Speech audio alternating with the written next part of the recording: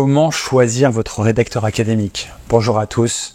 Je vais répondre à cette question qui est une question absolument fondamentale pour celles et ceux qui ont déjà passé l'étape du questionnement relatif à est-ce que je fais appel à un service de rédaction ou pas, et qui sont cette fois-ci à l'étape du choix de leur partenaire, leur partenaire rédactionnel, si je puis dire, qui va être un choix absolument déterminant pour l'obtention de leur diplôme et de la validation du mémoire.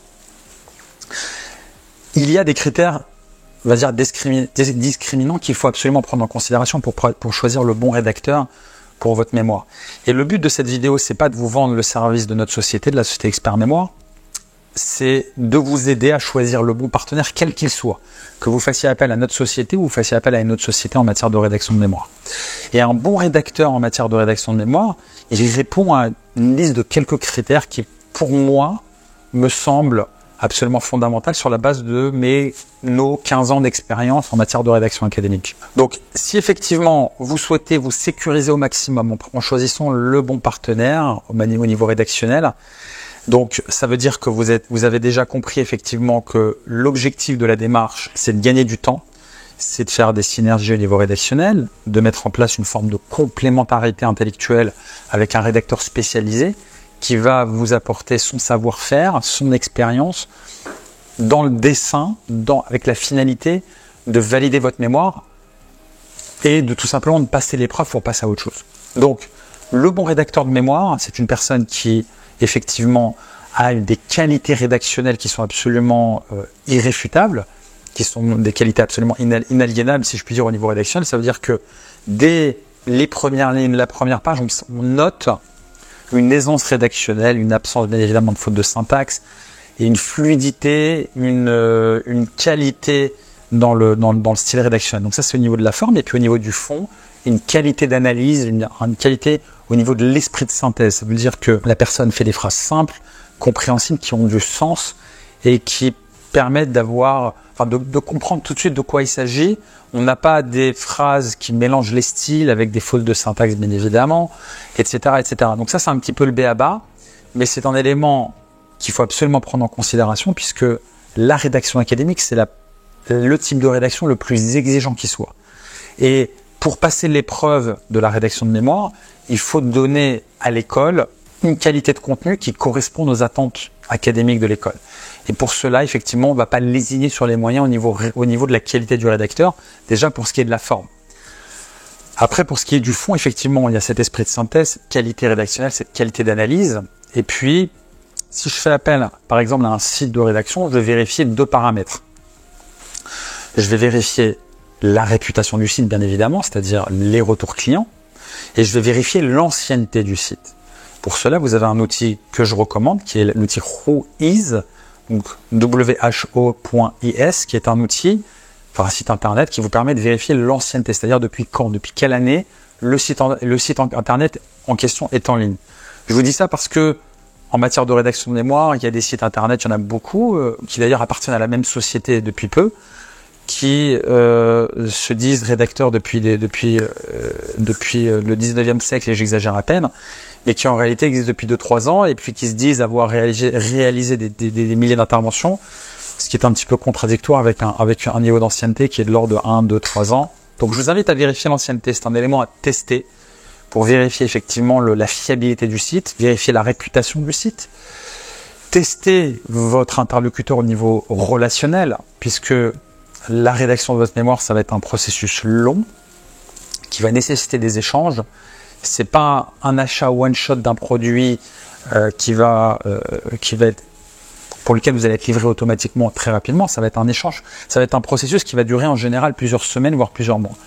Et pendant cette période, il faut que vous ayez une qualité relationnelle avec votre rédacteur, qui est effectivement une correspondance intellectuelle, que vous puissiez vous comprendre, que effectivement c'est quelque chose que je vous invite à vérifier, à tester déjà téléphoniquement avec votre interlocuteur, voir effectivement s'il y a cette compatibilité au niveau intellectuel qui vous permettra de vous lancer dans un processus aussi long avec des enjeux aussi importants.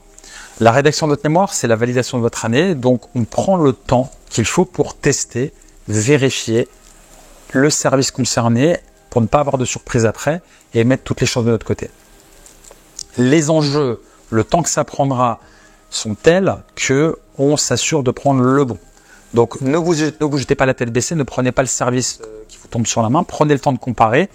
Encore une fois, que vous fassiez appel à notre service ou à un autre service, prenez le temps qu'il faut pour vérifier, tester le service. Parce que si vous allez trop vite, si vous prenez le premier venu, vous prenez le risque effectivement de vous apercevoir que la personne avec laquelle vous avez échangé, c'est quelque peu survendu. Et ça, mieux vaut vous en apercevoir avant d'avoir souscrit au service plutôt qu'après, puisque après, effectivement, ça peut vous mettre dans une situation assez fâcheuse. À titre de comparaison, je vais comparer un petit peu les conséquences qui peuvent découler du choix d'un bon rédacteur et d'un choix d'un mauvais rédacteur. Un bon rédacteur, c'est un rédacteur qui va vous permettre non seulement de gagner beaucoup de temps sur des choses qui parfois peuvent être assez fastidieuses pour vous, la rédaction sur un document Word, la formalisation des sources, la correction des fautes d'orthographe, la recherche de l'information, c'est des choses qui prennent énormément de temps. Et pour lequel le rédacteur de qualité va vous faire gagner énormément de temps. Les synergies, la complémentarité intellectuelle, il y a de nombreuses idées, concepts que votre rédacteur spécialisé partagera avec vous et auxquels vous n'auriez pas pensé si vous aviez travaillé de manière isolée. Et ça, c'est aussi tout l'intérêt de travailler à deux plutôt que seul, isolé dans son coin. C'est qu'avec un rédacteur spécialisé, on bénéficie d'un savoir-faire. Et un bon rédacteur sera beaucoup plus efficace et vous apportera beaucoup plus de valeur sur cet aspect-là. Troisième élément, les ajustements qui peuvent être demandés par votre directeur de mémoire seront pris en considération de manière beaucoup plus qualitative, beaucoup plus efficace. Il y aura une compréhension des retours, il y aura une adaptation des retours, on répondra précisément aux besoins du directeur de mémoire. Et en termes d'efficacité au niveau du processus rédactionnel, ça sera beaucoup plus constructif. D'accord ?